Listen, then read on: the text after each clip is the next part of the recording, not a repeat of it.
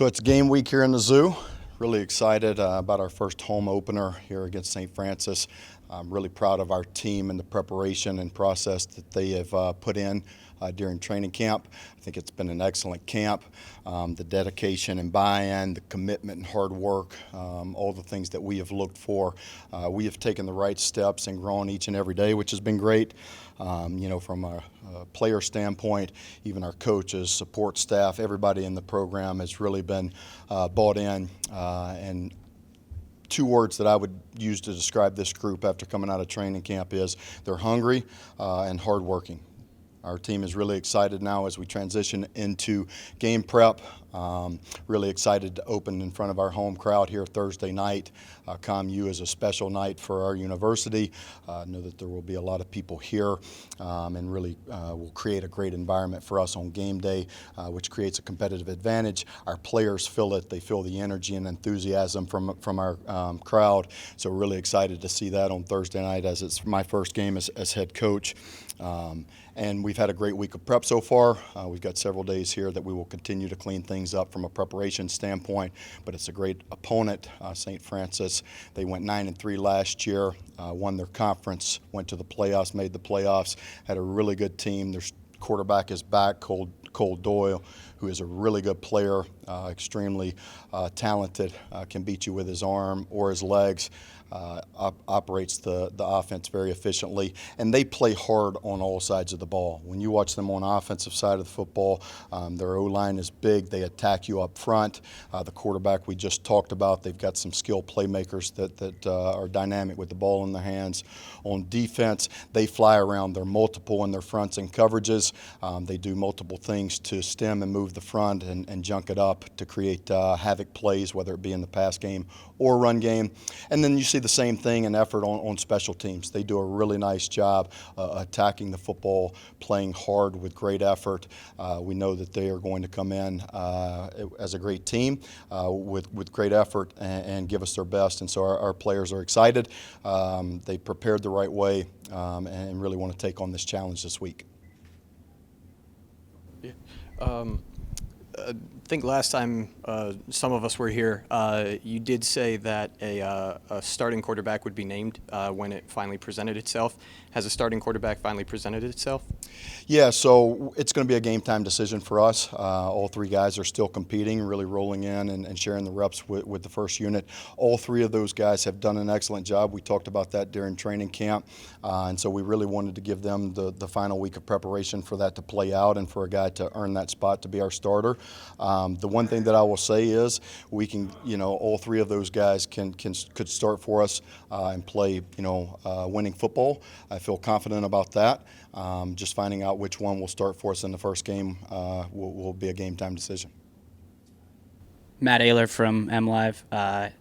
Could you touch on just what each of those guys brings to the table and what you've seen from them so far in fall camp? Yeah, Jack Salapak played in games last year, started in games. He has done a really nice job learning the offense, the ins and outs, understanding what Coach Kosh wants when he, play caller's purpose when he calls a play. He does a great job operating the offense efficiently.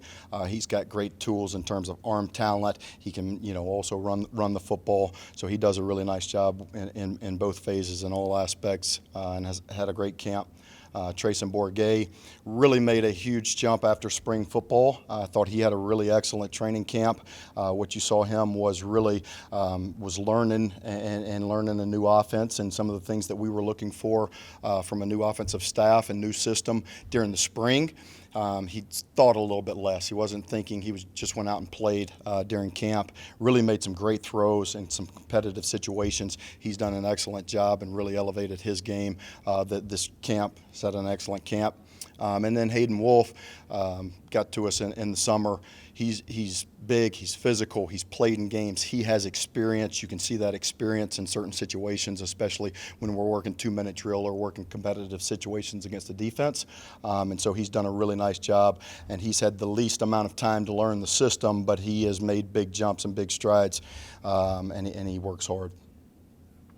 Bill Broderick of Albuquerque Inquirer. Can you give me some thoughts about what your emotions or thoughts are going to be when you walk on the field as the first time as a head coach of the Broncos on Thursday night? Yeah, Bill, it's going to be special for me, first time as a head coach.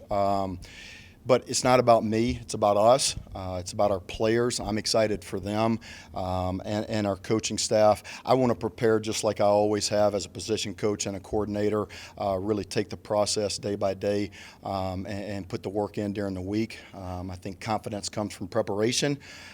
There's a lot of things that I will experience for the first time as a new head coach Thursday night, but I always try to not ride the emotional roller coaster, but stay locked into the game, make sure that we've made those decisions but during the week, during our prep, have thought through all the what ifs, all the situational football. You know, there are always obviously things that come up that you're not prepared for, but it'll be an exciting moment for me and my family. I'm not going to lie, it's special, and we're excited about it.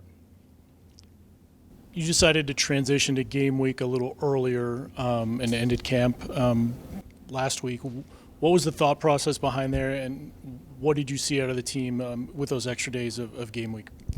Yeah, the biggest thing being a new head coach and a new staff, I wanted our players to get used to the battle rhythm of a normal weekly game plan and prep standpoint. Understand how we practice on a Tuesday, on a Wednesday, on a Thursday. What will we prepare for? What will be the periods in practice so that when we did actually get to game week, we had been through that.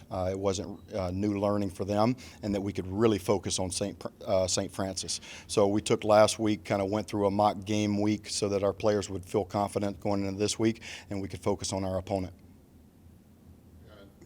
We talked about not naming the quarterback, but who are some players that you are excited about seeing on the field Thursday night that maybe for the first time or maybe are ready for a standout season?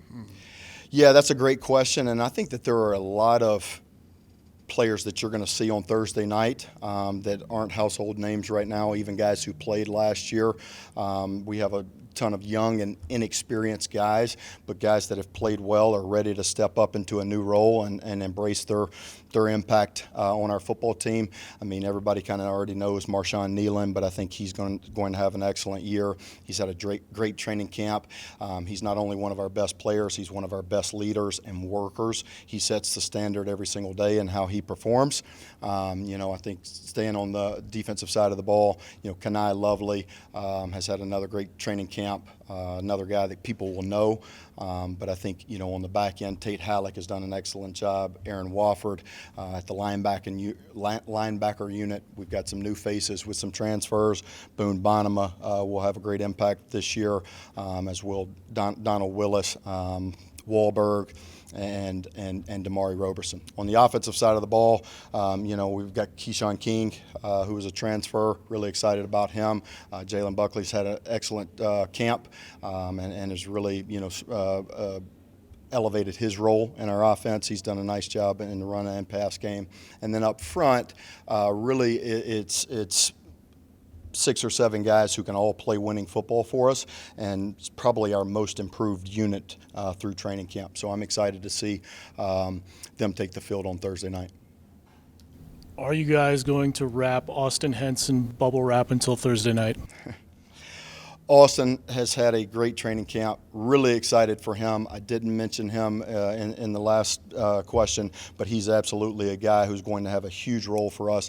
He's done a great job coming back with his 8th year of eligibility, but has had marred with injuries, not being able to play. So being able to get him out of training camp healthy has been exciting. He's a difference maker for us, a guy that can play inside, outside, does a great job in the run game and pass game. So I'm excited for him, just knowing his personal story, all the things that he's overcome, the adversity, the time missed away from football, not knowing if he was going to be eligible to play this year or even healthy. For him to be back on the field is pretty special, being a local guy. So I'm excited to see him play for us on Thursday.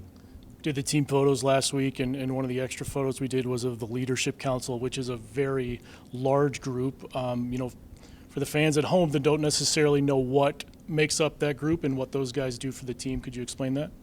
Yeah, so our leadership council is comprised of one person from every single position group on our team.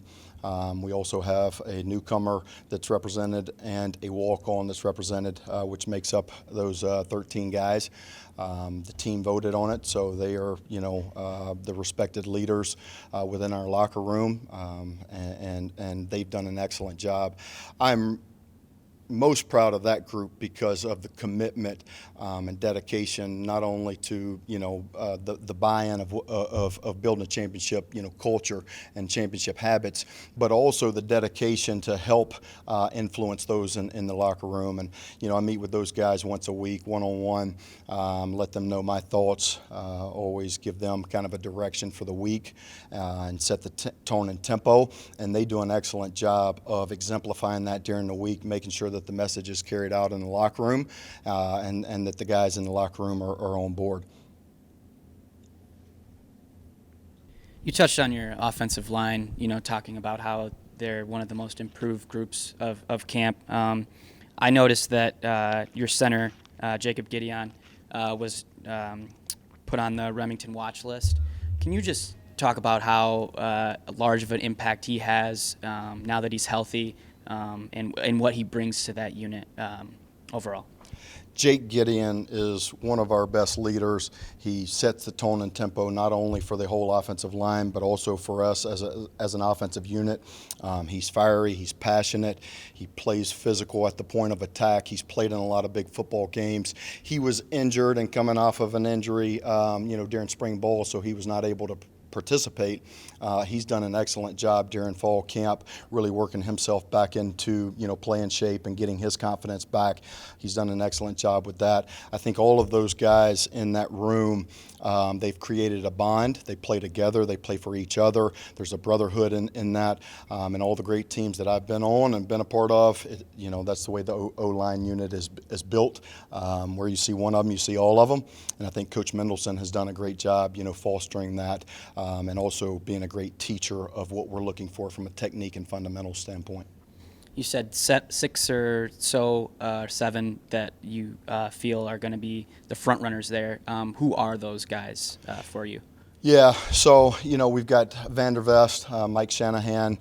You've also got John Hofer and Trevor Campbell, Jake Gideon at center, and then at right guard you've got Addison Shaw and Addy, and then at right tackle you've got 2 guys pushing for playing time, Trevor Shaw and Teddy Cushy. So I had to think through all those guys. We've got more guys than I thought would be ready to play by game 1, but it's exciting having multiple guys still create that competition. And just like we talked about at the quarterback position, there are a couple of those position battles that are still working themselves out, but you will see all of those guys on game day. All of those guys have earned the right to play for us, and so all 7 of those guys will play. We'll have a rotation to make sure that guys stay fresh. I think that's important, with that unit, so that we can play fast and physical for 60 minutes.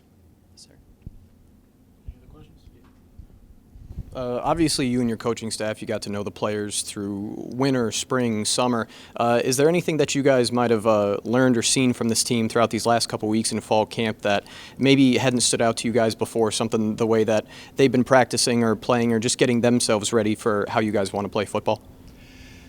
Yeah, again, I'll go back to what I started with. I mean, I think I would define this group as hungry and hardworking, a team that every time we challenge them, they respond.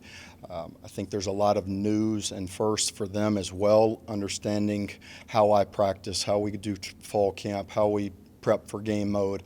And so it's always a learning curve. When we present something and go out the first time, it may not look exactly how I want or to the standard that I want, but any time that we have challenged them and showed them what we want and how we want it done, they've responded in a great way. This is a team that it's a close-knit team. They play hard for each other. They play together, which I love and I appreciate, and I think creates that bond that they will play harder on Saturdays for each other, and in this case, Thursday night. All right, thanks, Coach. Thanks, guys.